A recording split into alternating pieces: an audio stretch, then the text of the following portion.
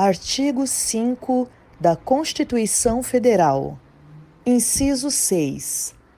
É inviolável a liberdade de consciência e de crença, sendo assegurado o livre exercício dos cultos religiosos e garantida, na forma da lei, a proteção aos locais de culto e às suas liturgias. Inciso 8. Ninguém será privado de direitos por motivo de crença religiosa ou de convicção filosófica ou política, salvo se as invocar para eximir-se de obrigação legal a todos imposta e recusar-se a cumprir prestação alternativa fixada em lei. Boa tarde, irmãos. Bem-vindo a mais um Maná Diário. Todos os dias, ao meio-dia, uma palavra ao teu coração, uma palavra ao teu espírito. Sempre vai ser um homem, uma mulher de Deus, falando, lendo as Escrituras, falando sobre a Bíblia, tá bom? Todos os dias ao meio-dia. Não perca, você que está chegando agora, é uma programação diária. Então se inscreva no canal, ative o sininho. Toda vez quando lançar o Maná ao meio-dia, seu celular vai receber uma notificação desse Maná, né? No canal da Igreja Cristo é Resposta. Aqui também nós transmitimos o culto de domingo, o culto de terça. Se você quiser saber mais como funciona, no início do canal tem um videozinho e também você pode mandar uma mensagem que tem no número aqui embaixo, perguntando, né, como que faz para participar da igreja, do culto online, como que funciona. Pode mandar pergunta, pode mandar também pedido de oração, não tem problema, tá bom? Fica tranquilo em relação a isso. Você que é da Igreja Cristo Resposta, eu sei que você assiste o Maná todos os dias, que você acompanha todos os dias, eu sei que você compartilha também, faz o ID. Você que está chegando agora, esse vídeo, ele vai ao ar ao meio-dia, só que ele fica gravado, tá? Então ele fica lá depois, você pode assistir mais tarde, reassistir, enviar para alguém. Você pode fazer o ID, então envie esse vídeo para alguém, tá bom?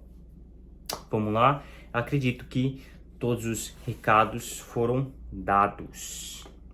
Quero compartilhar com vocês hoje 2 versículos, tá bom? A gente vai ler Mateus 5, Sermão do Monte, 2 versículos das bem-aventuranças. Hoje 2, vamos ver se Deus permitir, se tudo der certo, a gente lê, a gente aprende 2 por semana, tá bom?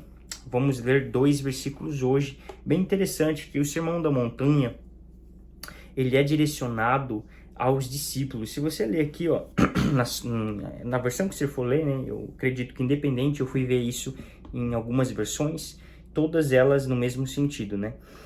E no grego também o mesmo sentido, certo dia, quando Jesus viu que multidões se juntavam, subiu à encosta do monte e ali sentou-se. Seus discípulos se reuniram ao redor e ele começou a ensiná-los. E eu fui ver sobre isso, ele realmente está ensinando aos discípulos. Não que a multidão não esteja ali, tá? Mas é como se, imagine esse cenário, Jesus está ali ensinando seus discípulos. A gente tem que entender que o Sermão do Monte é para o cristão, é para você, é para mim. Então Mateus 5, 6, 7, lê depois o Sermão da Montanha, Jesus ensinando diretamente os discípulos, mas ele não impede a multidão de quem está passando ali, quem quer ouvir, não impede. Mas imagina isso, não sei se você já participou de algum culto feito ao ar livre.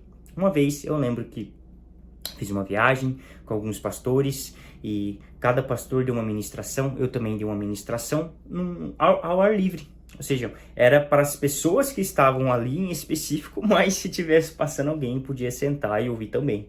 Só que eu quero que você entenda, imagine esse cenário, porque Jesus está falando diretamente aos discípulos, diretamente a nós, diretamente a um cristão.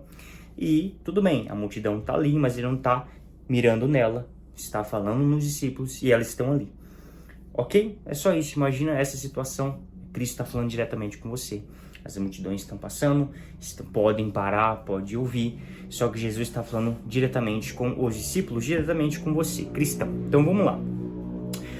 O Sermão do Monte, as bem-aventuranças, a gente tem que entender que é o seguinte: nós temos isso, qualquer mandamento, tá?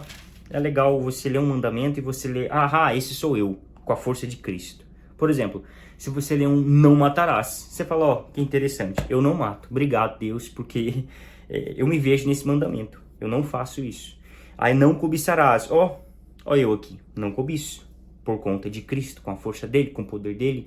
Então a gente tem que ler os mandamentos e nos ver nos mandamentos, tá? Sempre com a força dele, tá? Não faça nada com a sua força. Então é como se fosse um espelho. Imagina você tá lendo a palavra, é um espelho, e enquanto você tá lendo aqui, você fala, ó aqui, que interessante. Tá falando pra eu orar por aqueles que me perseguem. Esse sou eu faço isso com a ajuda do Espírito Santo. E sempre que você vê algo que não é você fala, oxe, esse daqui não tá sendo eu.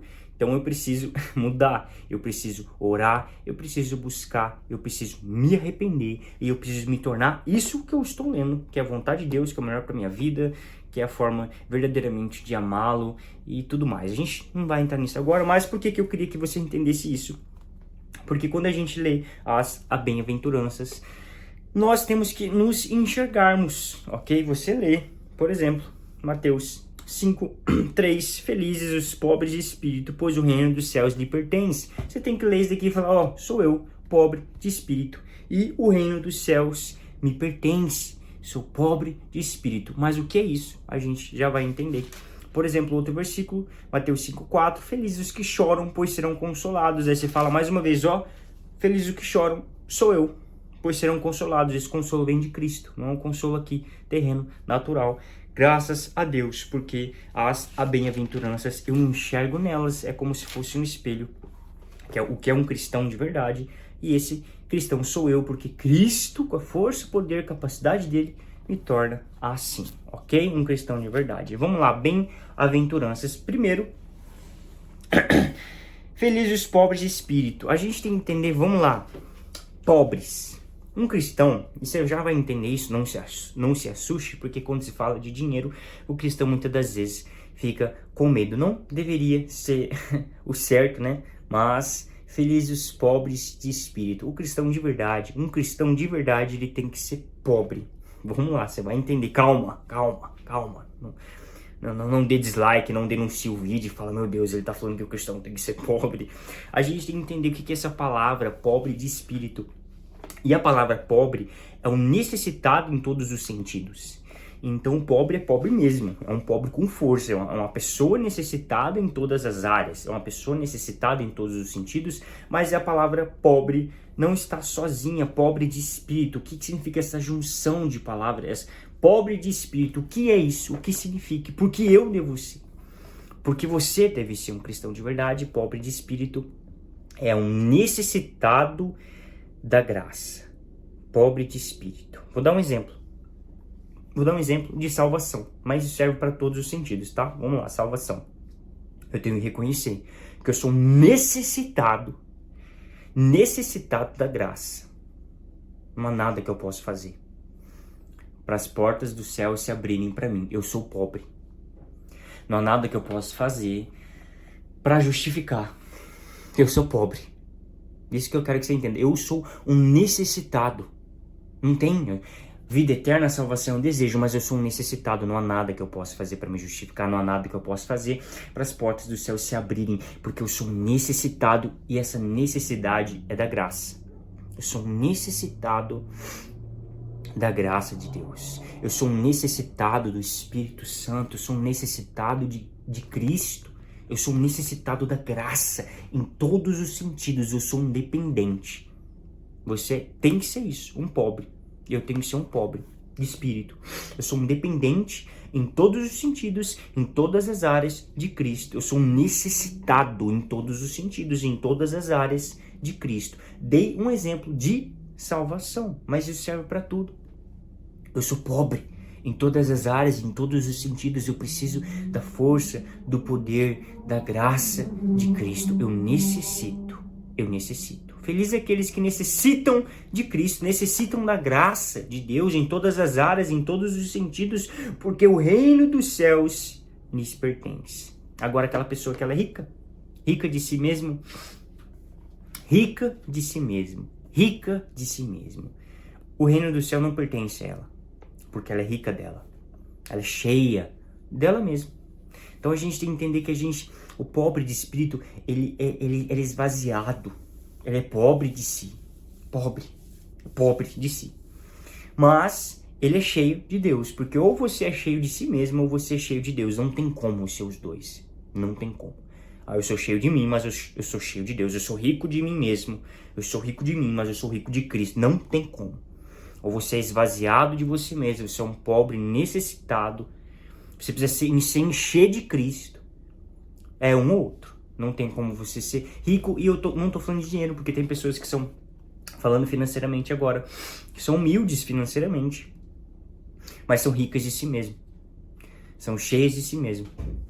E tem pessoas que têm grana, já têm um dinheiro, ok? Mas elas são necessitadas. Elas reconhecem que elas são pobres. Elas necessitam de Cristo, da graça, do poder, da capacidade de Jesus. Elas necessitam, são pobres. São pobres. Você entendeu? Mas vamos lá. Quer maná? Vamos ficar uns 20 minutinhos aqui. Lógico que vai ser dividido em algumas partes. Mas vamos lá.